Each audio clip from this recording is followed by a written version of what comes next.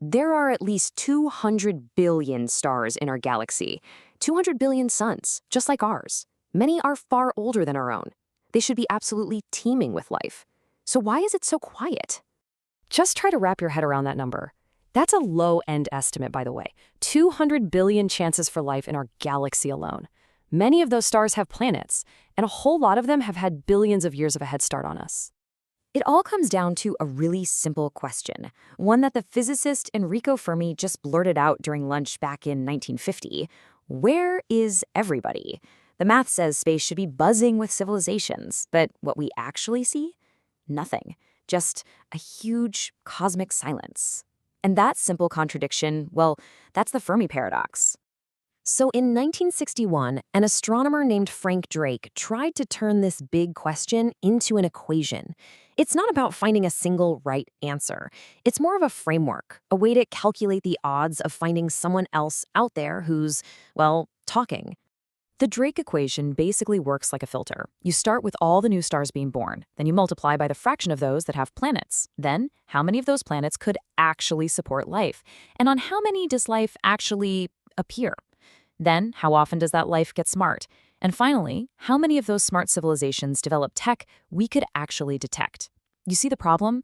If you're an optimist, you get millions of civilizations. But if you're a pessimist and just one of those numbers is basically zero, the answer is one. Just us.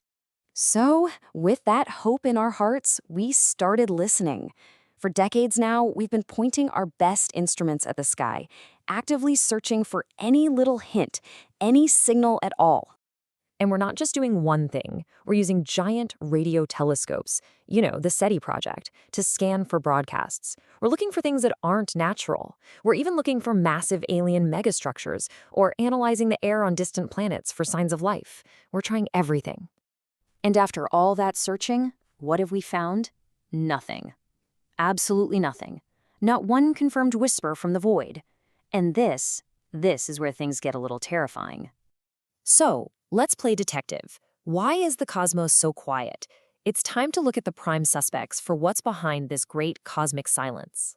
Maybe something out there is preventing life from taking over the galaxy. Some kind of barrier? A challenge so great that nobody, and I mean nobody, can get past it. Scientists have a name for it, the Great Filter. It's this idea that something is filtering out life before it gets too advanced. Now, the truly scary part is, we don't know if this great filter is something we've already passed or if it's still waiting for us up ahead. So, suspect number one, we do it to ourselves. Maybe intelligent life just always inevitably destroys itself. War, climate change, some new technology we can't control. Are we just the next civilization on that list? Suspect number two is straight out of science fiction. The universe is a dark forest. Every civilization is a hunter moving in silence. The first rule is you don't make a sound, because to be seen is to be hunted. Silence is survival. Or how about this? Maybe they are out there, and they're watching us, right now.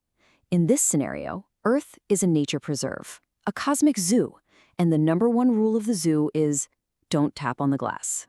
Look, we have to treat the silence itself as a clue.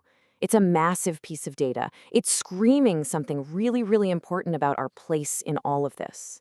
So what does it all mean for us? Are we first? Are we just early to the cosmic party? One of the first intelligent species to show up? Or are we the last? Is that great filter still ahead of us and we're just one of the last civilizations to reach it before the end?